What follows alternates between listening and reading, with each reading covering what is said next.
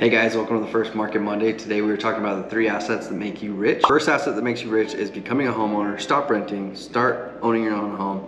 Now the reason I say this is most homeowners that own their home, not rent, the people that own their home actually end up making way more money long term because of the equity in their house. They're not just throwing their money away. Now I know you probably have all heard this, right? But what about a statistic that we find in this article from 2019? It says that homeowners are 40 times richer than renters.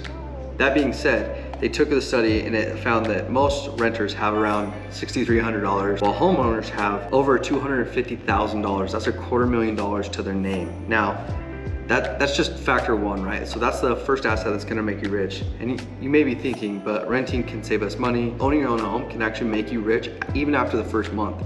You have tax write-offs, you start gaining equity, you start having things that you don't have as a renter, so it actually makes you even more rich. So get with a realtor today and find out how you can become a homeowner. The second step, the second asset that's gonna make you rich is owning a second home. Now I know what you're thinking, wait a minute, is this just all about owning a home? Yes and no. What I mean by that is owning a second home can actually generate more income than your first home. Now, you can do this one of 2 ways. You can either start renting your first home and making money from that. Say you have a 3-bedroom and you start renting 2 of those other bedrooms. Those renters' money actually starts making you money because it's paying down your mortgage and creating a savings account for you, all while gaining equity when the market's going up as well. Think about it. You can get renters into a house right away. Now you could do this with renting. I know there's gonna be haters out there, right? You can start renting and rent to other people and make money off of them, but I'm talking about your asset. This is your asset and you're gonna grow the equity. You might be, if you're renting a whole house and you're renting to other people, you're not gonna make as much. So that's what I'm saying. The second asset that's gonna make you rich is owning a second home. One of 2 ways, right?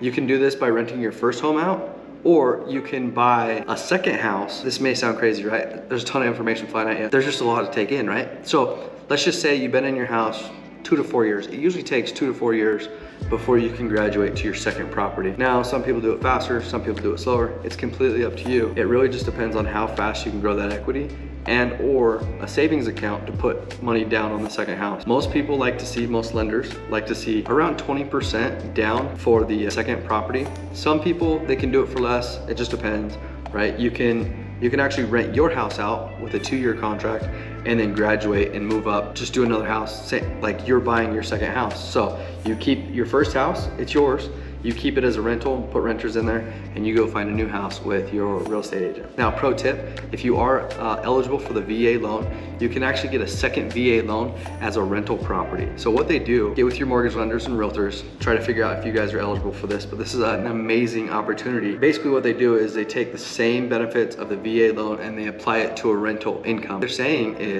we want to make your money make more money for you. It's just another added benefit of being in the military. So that's step 1 and step 2. Those are the 2 things that'll make you rich. Now the third asset that's gonna make you rich, you're probably thinking, why did you leave this till last? And it's called a real estate investment trust. So REIT for short, R-E-I-T, real estate investment trust, and it's the lowest entry, it's the lowest amount of money you put in, and you can start investing in real estate. Anybody?